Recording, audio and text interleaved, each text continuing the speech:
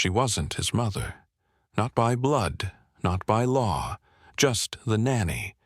But when a little boy stood in front of 100 wealthy strangers and called her mommy, everything his real mother built, status, image, pride, began to quietly fall apart. Because the truth had been hiding in plain sight.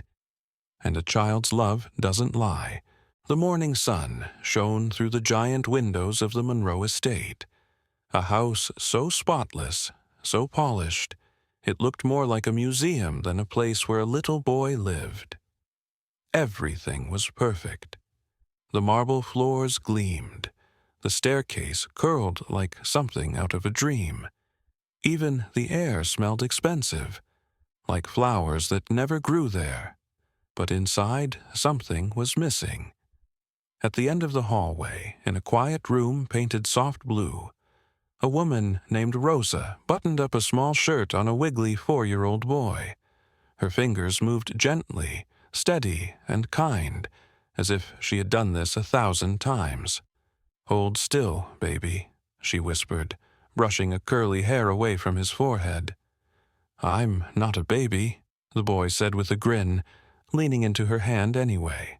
His name was Noah, and to him, Rosa wasn't just the nanny. She was safety. She was the one who had rocked him through fevers, who sang to him when he had nightmares. She knew he liked peanut butter, but no jelly. She knew which bedtime story made him giggle, and which one made him cry.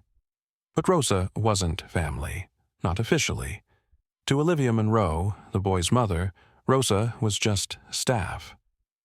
Every morning, at exactly 8 a.m., Olivia came down the stairs like a queen entering her palace. Her heels echoed on the tile. Her dress was flawless.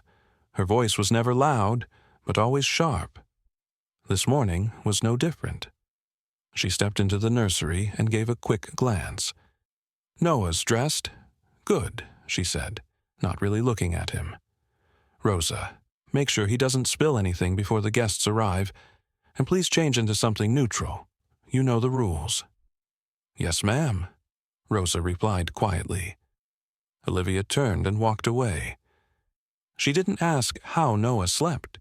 She didn't see how he reached for Rosa's hand behind her back. To Olivia, everything had to be clean, perfect, controlled. That afternoon, she was throwing one of her famous garden parties, the kind with champagne and imported flowers and people who smiled too wide. For her, it wasn't about joy, it was about appearance, image, reputation. Rosa had seen it all before. Olivia introduced Noah to guests as our little gentleman. But she wasn't there when he had a tummy ache at midnight. She didn't hold him when he was scared of thunder. She didn't even cut the crust off his sandwiches the way he liked. Rosa did. Still, Rosa knew her place. She never stepped out of line. She wore the plain navy uniform, the one Olivia picked. She stayed in the back staircase, away from the main rooms. And at night, when the house fell silent, she returned to her small room next to the laundry hall. There, in the top drawer of her dresser, was an old photo, worn around the edges. The colors faded.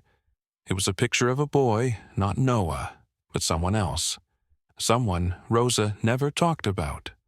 Micah. He had the same sparkle in his eyes, the same round cheeks. She touched the photo softly every night, whispered, "Good night, Micah," as if the picture could hear her. That's why she held Noah so gently. That's why she hummed lullabies with so much care. Because she wasn't just caring for someone else's child.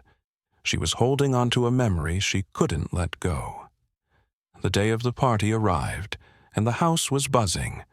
Not with joy, but with pressure. Florists clipped every petal to perfection. The lawn was cut twice. Caterers used tweezers to place food. Everything had to look just right. Olivia moved through it all like a woman on stage. Her laugh practiced. Her smile rehearsed. She called it a celebration, but Rosa knew it was just another show. And Noah? He just wanted to play with crayons. That morning, he came running into the kitchen, chocolate on his face and a crayon in his hand. He dashed straight to Rosa, throwing his arms around her legs. "Mommy!" he squealed. Olivia followed moments later, her heels tapping fast. "Noah," she snapped, "how many times do I have to tell you? Rosa is not your mother." The little boy looked up, confused. Rosa said nothing, her face calm, but her hand rested on Noah's back, rubbing small, quiet circles. "I'm sorry, Mommy Rosa," Noah whispered. Olivia froze, and though Rosa didn't move, something had shifted. Not in the house, but in the air between them. A name had been spoken, and it could not be unspoken. By early afternoon, the Monroe estate had turned into something straight out of a lifestyle magazine. Round tables, draped in white cloth, sat perfectly spaced on the lawn. Crystal glasses sparkled in the sunlight. Imported roses filled the air with a perfume too perfect to be real. A soft jazz band played under a white canopy, and servers moved like clockwork. Everything was arranged, timed, measured. Everything, except a 4-year-old boy's heart. Inside, Rosa was smoothing Noah's collar, brushing crumbs off his cheek. His little hands fidgeted with the stiff bow tie he hated. She knelt down to meet his eyes. "It itches," he grumbled. "I know, sweetheart," she said gently. "Just for a little while, okay?" He nodded, trusting her completely. There was no pretense between them. No pretending.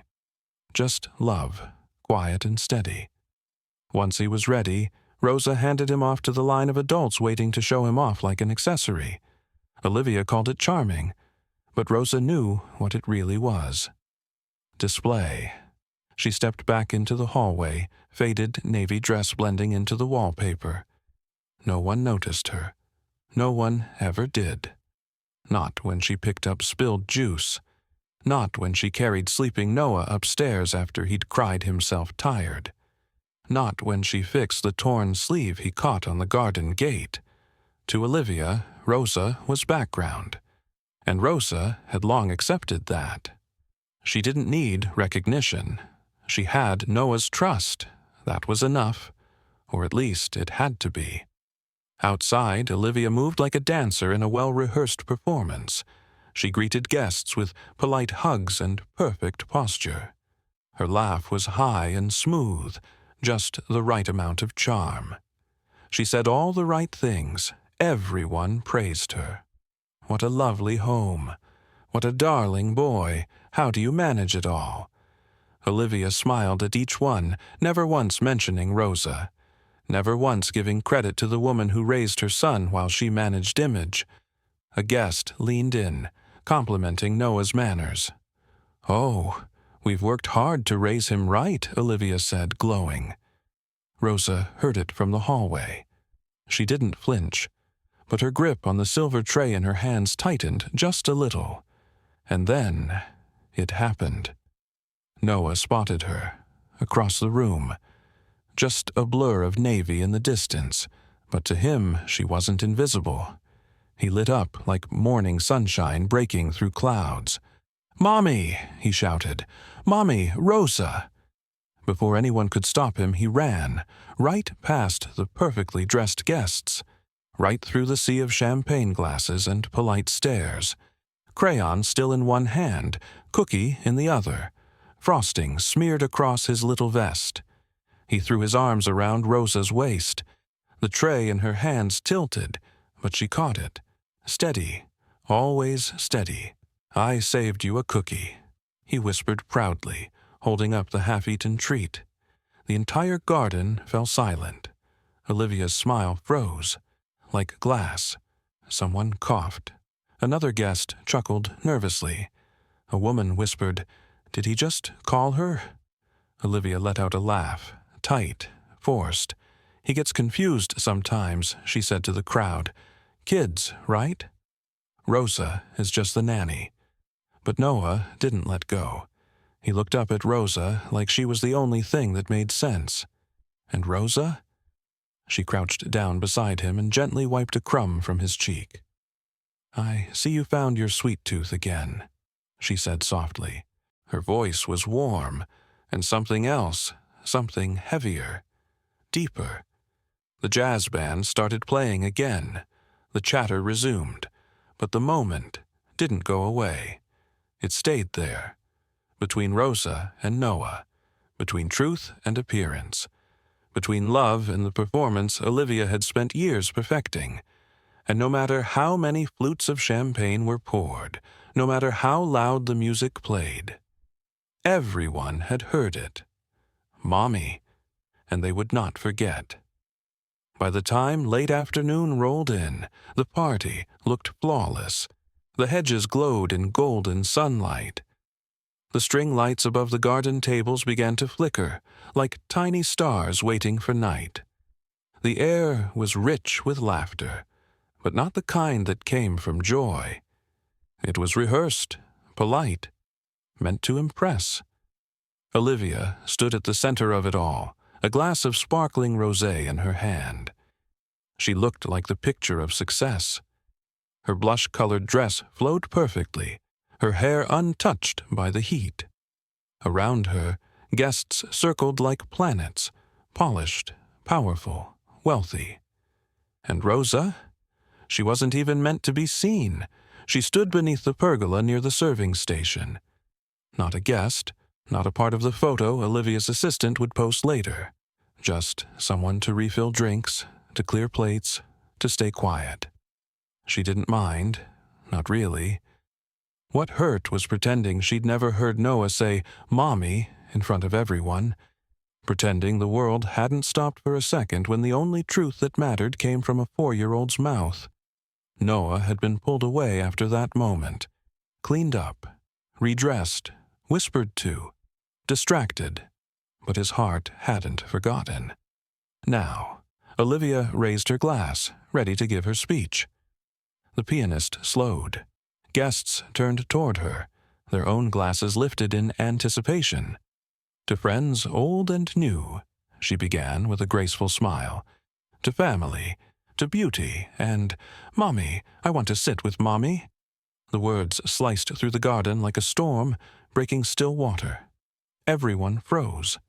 There he was, Noah, standing beside the dessert table, eyes wide, cheeks red, his little hand pointing clearly at Rosa. A woman near the back gasped. A man fumbled his champagne. Did he just say? Rosa felt her heart stop. She didn't move. She couldn't. Olivia's face lost color. Her smile faltered, her glass dipped slightly. But she laughed again, trying to control the moment. "He's just confused," she said quickly. "Children say the funniest things. Rosa's the nanny, that's all."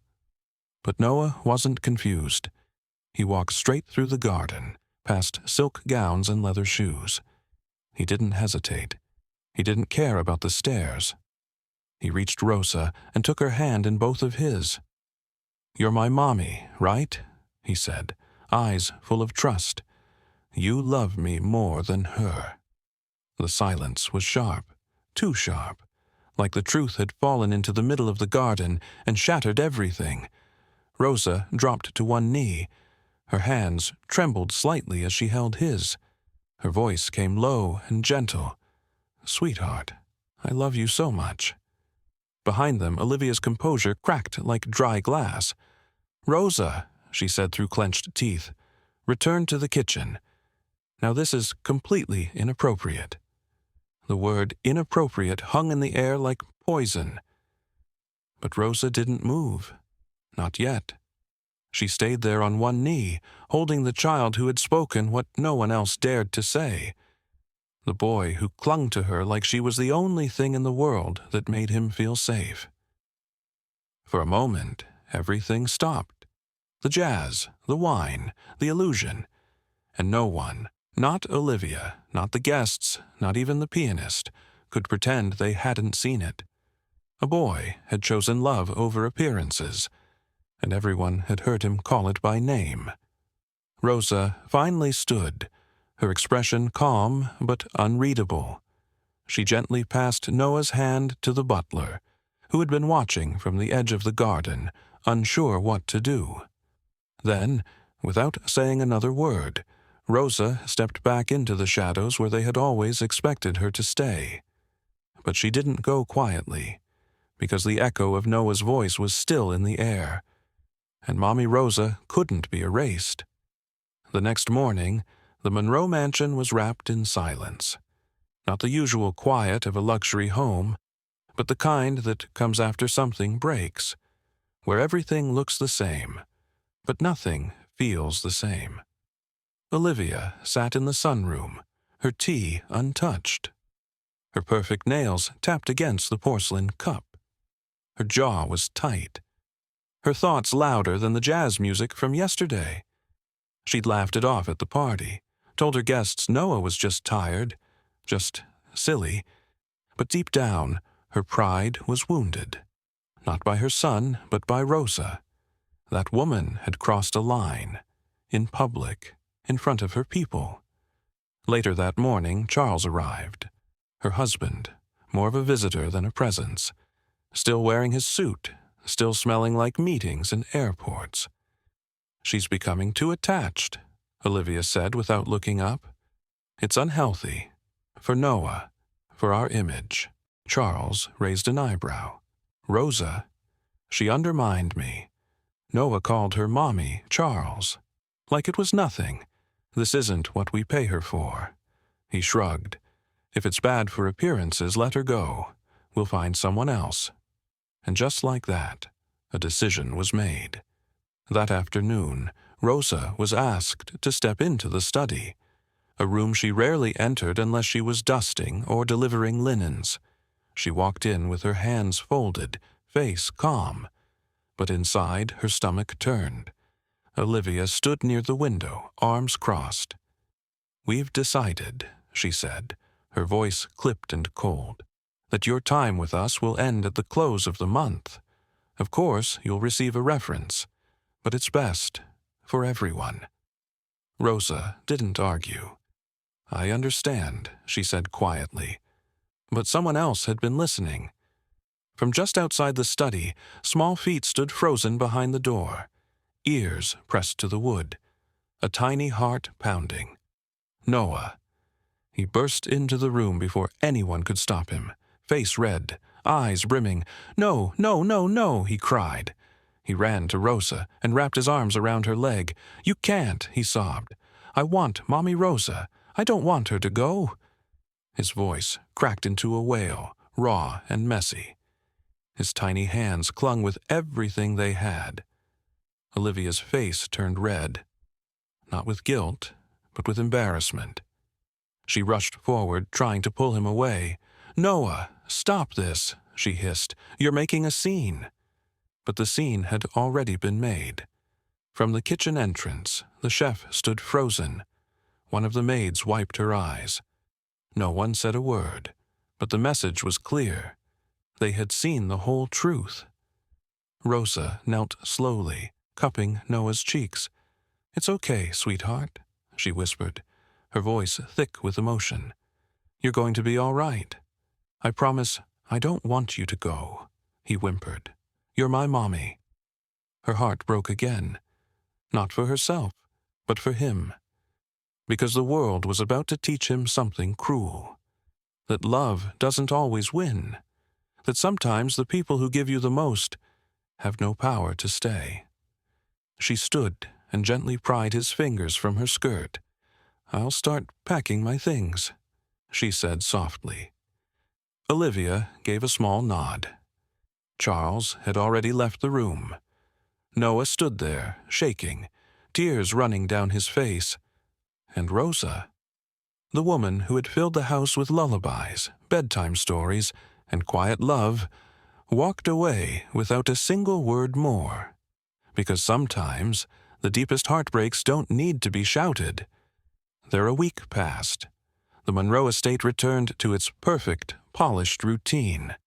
Fresh flowers in every vase, toys tucked away, the lemon scent of furniture polish floating through the halls like nothing had ever happened.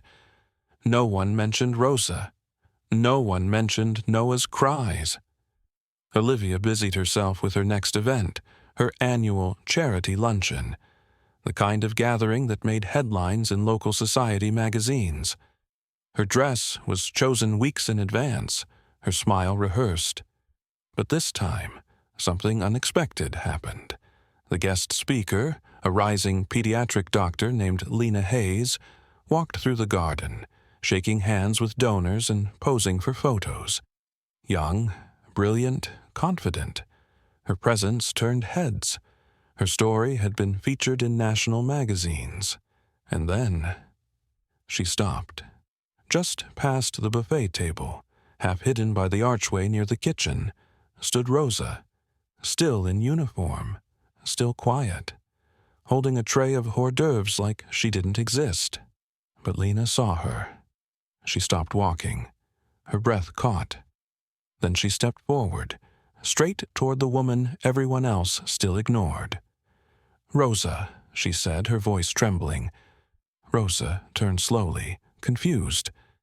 Then her eyes widened. "Lena!" The two women stared at each other, time folding between them, and then they hugged, tight, unfiltered. "I can't believe it," Lena whispered. "You're here. I had no idea." "You look so grown," Rosa said, smiling through tears. Guests nearby fell silent, watching. Lena held Rosa's hands in hers, her voice shaky but proud. "You were the first person who ever believed in me. When I was just another angry foster kid, you showed up. Every week. You brought books. You told me I was smart, even when I didn't believe it. I'm a doctor, because of you." Rosa blinked hard, but the tears came anyway. The music faded. Conversations paused. Phones lowered. There, in front of all the people who once treated Rosa like she was invisible, Lena Hayes held her hand like it was the most important connection in the world. A woman leaned toward Olivia. "Who is she?" she whispered. "I thought she was just the nanny," Olivia muttered. But Lena turned to the crowd, her voice rising. "She's not just anything," she said. "She's the reason I'm standing here at all." And just like that, the story everyone thought they knew changed. No longer background, no longer silent. Rosa stood tall, not for attention, not for praise, but for truth. That night, a clip of Lena's words went viral. People from across the country began sharing stories about women like Rosa, quiet caregivers, forgotten figures who had shaped entire lives, former students, adults now. Some sent in photos. Some sent thank you letters. Some simply wrote, "She saw me." Even Charles, always distant, turned to Olivia the next morning. "Maybe we overreacted," he muttered. "All this attention. Maybe we should keep her." But Rosa had already made her choice. She stood in the foyer, her small suitcase packed. No tears, no anger, just quiet strength. "I'm not staying," she said gently. "Not where I'm only wanted in silence." They didn't argue. They didn't stop her, because for once, it wasn't their story to control. As Rosa walked down the front path, the morning air was crisp, clean, like the world was starting over. She didn't cry. Not when she passed the staircase where Noah had once screamed for her. Not when she reached the gate. But then, "Rosa, wait!" Tiny feet, running fast. "Noah!" He crashed into her legs, arms wrapped tight around her coat. "Please don't go," he begged. "Please." She knelt down, holding his face in her hands. "You'll always be in my heart," she whispered. "But you belong to them now, sweetheart. Be brave, be kind, and remember what I taught you, especially when no one's looking." He nodded, eyes full of tears. She kissed his forehead. Then she stood and walked through the gate. Not as someone dismissed, but as someone free. A month later, on a quiet corner far from manicured gardens, a modest building opened. A little house, with windows painted by small hands, laughter spilling from every room. A sign hung above the door in bold blue letters, Micah's house, a place to heal. Inside, Rosa moved like a lighthouse, steady, warm, and always watching. No uniforms here, no silence, only love. Real, patient, lasting love. On the wall above her desk, taped up in a crooked frame, was a child's drawing, 2 stick figures holding hands, one labeled Noah, the other Mommy Rosa. She hadn't just left a house behind. She had built a home. And every child who walked through her doors didn't just find a caretaker. They found someone who would never stop loving them back.